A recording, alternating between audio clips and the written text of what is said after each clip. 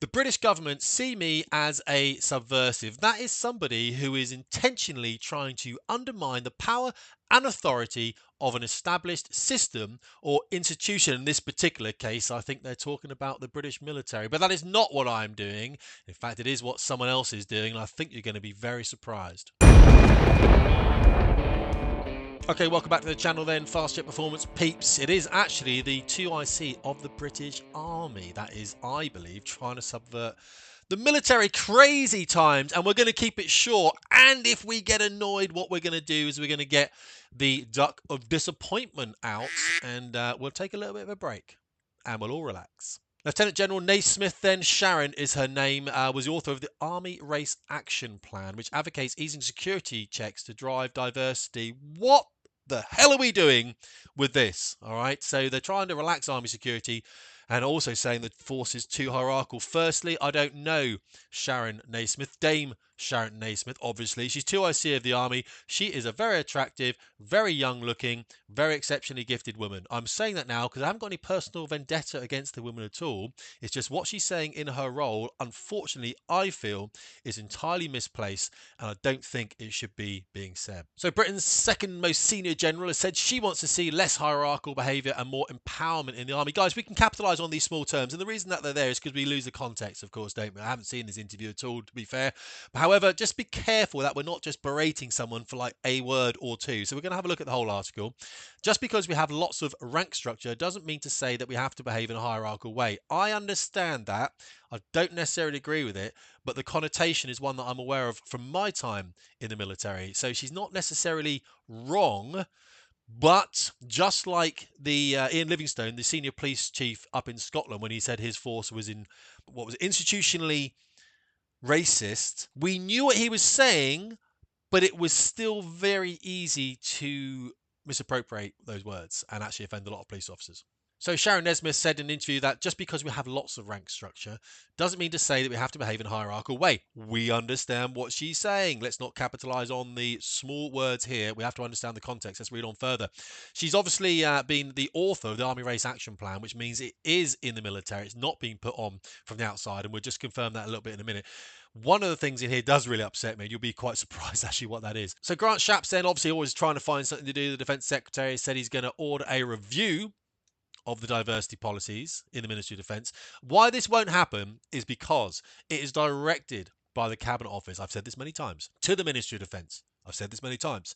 And then they direct it to the three service arms: Army, Navy, Royal Air Force. So when he says we're going to review it in the Army, it's like, mate, it didn't come from the Army. It came from the Cabinet Office into the Ministry of Defence, who directed it into the Army. So you need to go to the Cabinet Office, which is number 10. You need to speak to Rishi Sunak about this.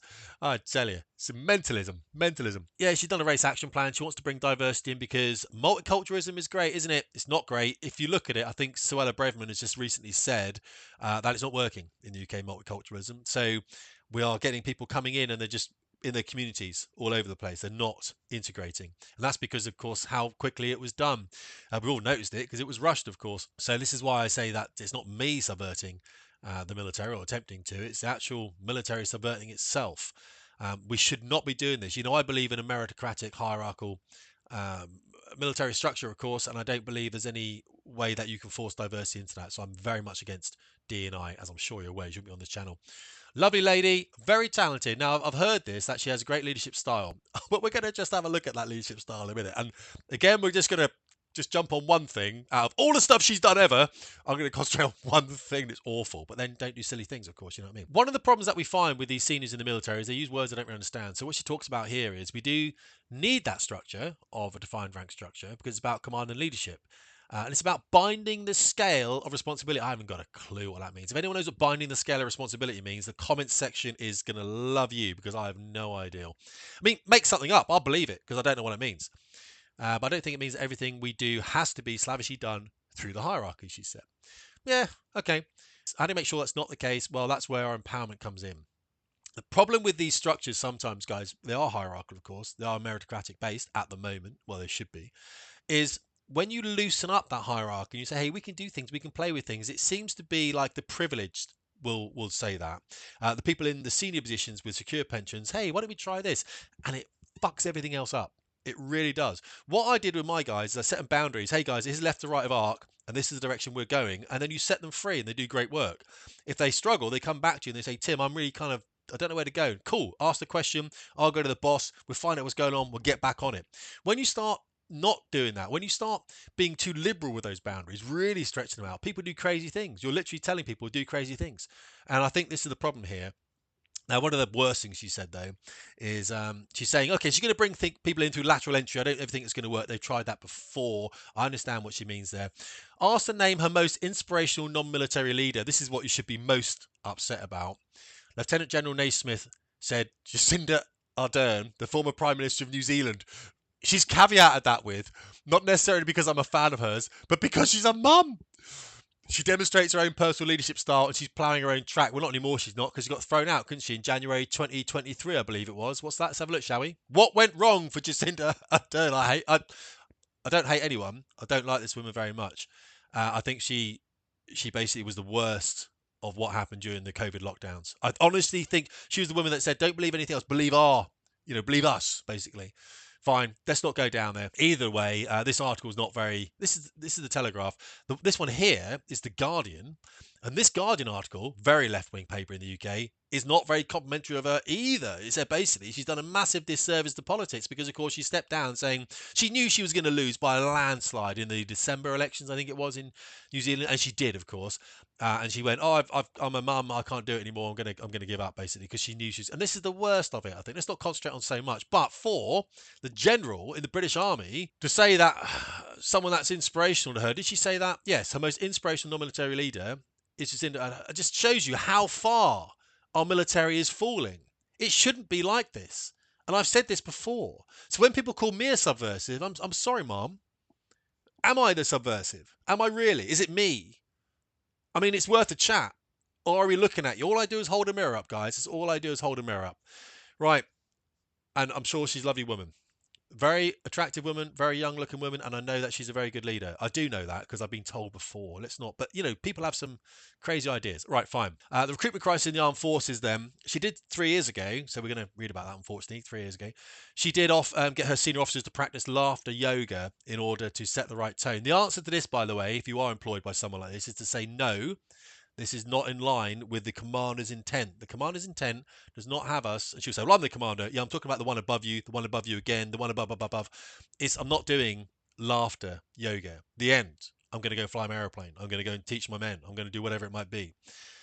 To my absolute credit, my very male testosterone-driven command team lived in the spirit of doing a bit of laughter yoga. I'm not sure. I mean, I'm having a go, and we shouldn't have a go because I get what she's doing, and why not? But you guys can have a go in the comments. I'm just trying to be a little bit nice to the lady because I think actually she's a.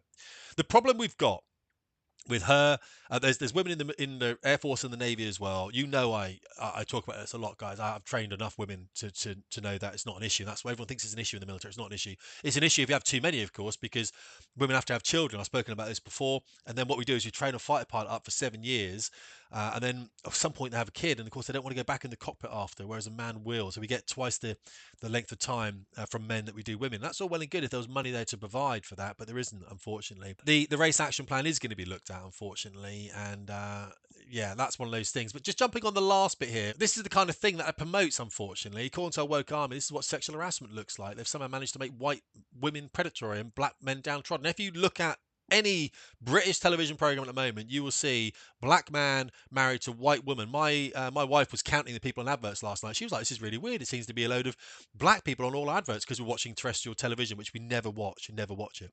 60%, 60% of people on TV, I would say, came from minorities, but when you look at it, it's probably about half are actually black, whereas black in the UK is 3%. So you can see how we got this huge, unfortunately, this huge disparity there for some reason. And this is a minister here that I would say is actively trying to subvert the British military. Before we do that, guys, let's just go to the duck of disappointment because I'm a little bit upset by these people, to be fair. Let's be the pussycat, and these people are the ducks.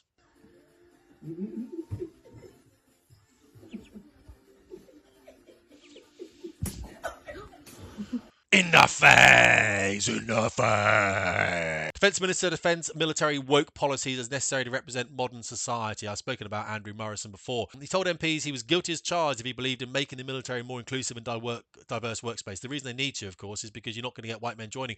And this is the whole problem we're facing now when you start looking at these institutions which are meritocracy-based and hierarchical, and you start fucking with them.